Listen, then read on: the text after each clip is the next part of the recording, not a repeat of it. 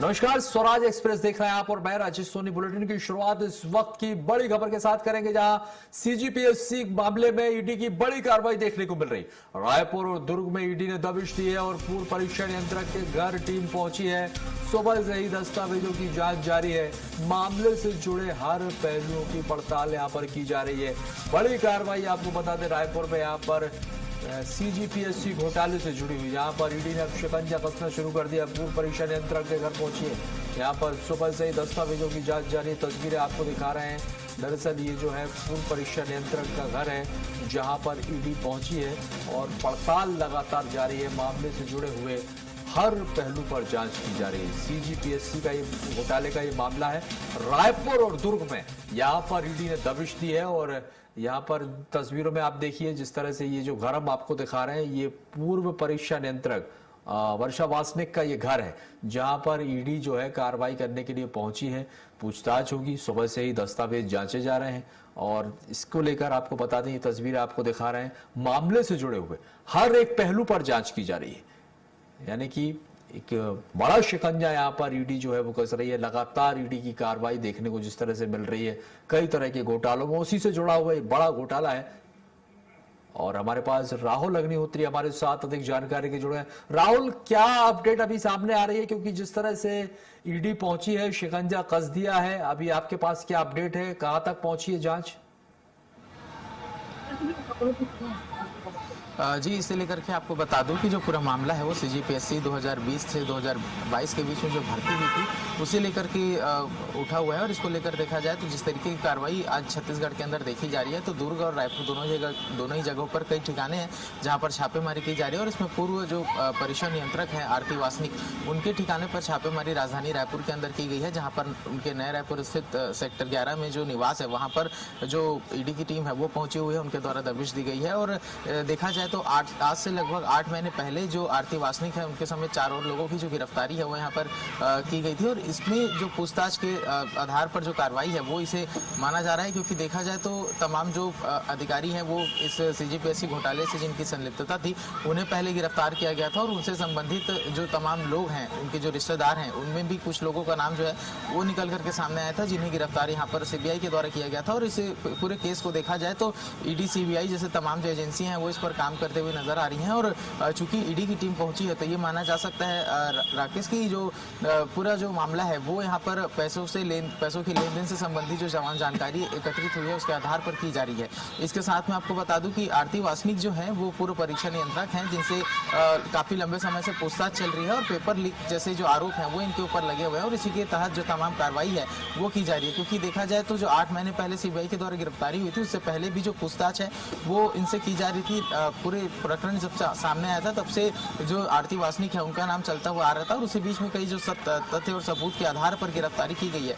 और अब जो इनकी गिरफ्तारी हुई है उसके गिरफ्तारी के बाद जो इनसे पूछताछ हुई है उसके आधार पर जो भी कार्रवाई है वो छत्तीसगढ़ के अंदर में देखी जा रही है, जहां पर जैसा मैंने बताया कि दुर्ग और रायपुर के कई ठिकानों पर यहाँ पर जो टीम है उन्होंने दबिश देकर कार्रवाई की है।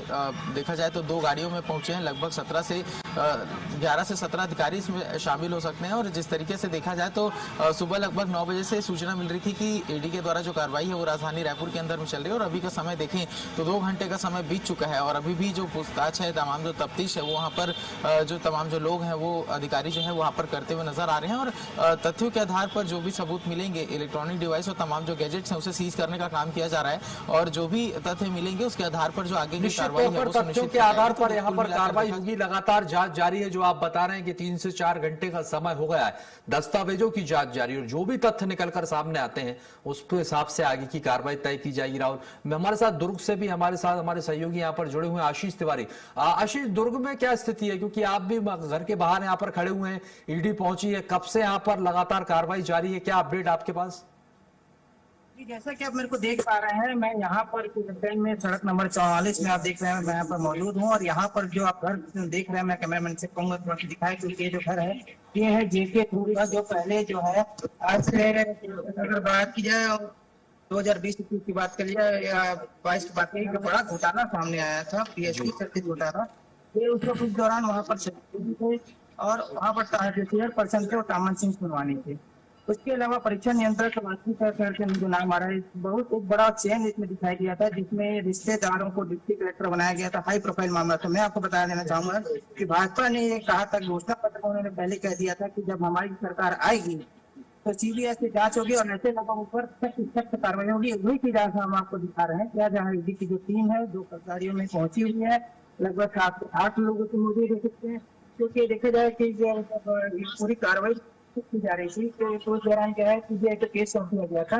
उसके बाद सीबीआई जांच करेगी, लेकिन आज ईडी की टीम भी यहाँ पर पहुंची हुई है और काफी लोग अंदर में और साथ में जो जेके दो है वो भी मौके पर अपने घर के अंदर ही इस वक्त मौजूद है और संबंधित दस्तावेज पीएससी घोटाले से जुड़े हुए वो सारा चीज देखा जा रहा है, खंगाला जा रहा है, चाहे इलेक्ट्रॉनिक डिवाइस हो, चाहे लैपटॉप हो, मतलब समझ लीजिए उस संबंध से जुड़ी जो भी चीजें हैं वो एक तरफ दर परत झूठी सामने आ रही, क्योंकि 29 आरोपी बनाए गए थे शुरुआती दौर में। सीबीआई ने जब चार्ज फाइल की थी, लगभग 400 पन्नों के तहत उन्होंने चार्जशीट फाइल की थी, जिसमें 29 आरोपी बनाए गए थे। इस पूरे खेल में टामान सिंह चौहान के साथ में जेके ध्रुव को भी मुख्य आरोपी बनाया गया था, जो कि सचिव भी थे। और पूरा इन्होंने एक चैन के आधार पर यहाँ तक जेके ध्रुव अपने जो उनका जो पुत्र है, पुत्री है, उनको तक डिप्टी कलेक्टर बना दिया गया था। एक कांग्रेस नेता का भी नाम आया था, जिसमें उसके बेटे को भी बनाया गया था। एक तरह से एक पूरा चैन जो है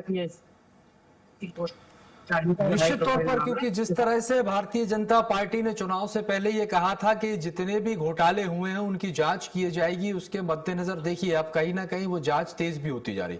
अभी आप राहुल बता भी रहे थे कि इससे पहले इनकी गिरफ्तारी हो चुकी है और गिरफ्तारी के बाद ये बाहर थी और एक बार फिर इनसे पूछताछ की जा रही है, यानी कि दोबारा गिरफ्तारी की तैयारी है। अब सीबीआई के बाद ईडी गिरफ्तारी करेगी, आगे क्या होने वाला है?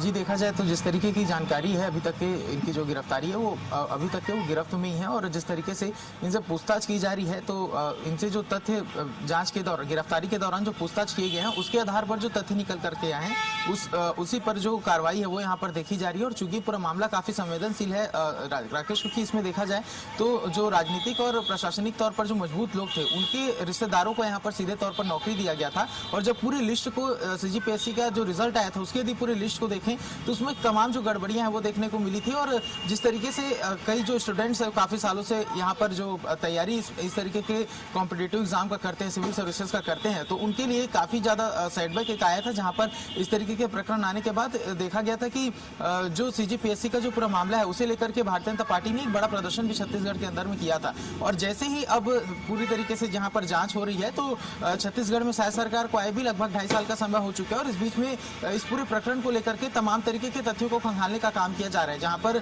जो लोक सेवा आयोग के जो सचिव थे उनसे लेकर के तमाम जो अधिकारी हैं उन पर जो पूरी जांच का शिकंजा है वो कसा हुआ है। और अभी यदि बात करें तो जो पूर्व परीक्षा नियंत्रक है उन पर पेपर को लीक कर करके जो बड़े रसूखदार लोग। चलिए राहुल धन्यवाद, क्योंकि जिस तरह से अब जांच जारी है और दस्तावेज लगातार खंगाल रही है ईडी और आप लोग वहां पर मौजूद हैं, आप नजर बनाए रखिएगा आगे की क्या प्रक्रिया रहती है, क्या कुछ कार्रवाई होती है, ये देखने वाली बात होगी। हम आपसे बाद में अपडेट लेंगे। आप दोनों का बहुत बहुत शुक्रिया हमारे साथ जानकारी साझा करने के, राहुल और आशीष जी। तो देखिए यहाँ पर बड़ी कार्रवाई है और जिस तरह से ईडी ने शिकंजा कसा है और अब आगे देखना होगा क्या कुछ जांच में निकलकर सामने आता है।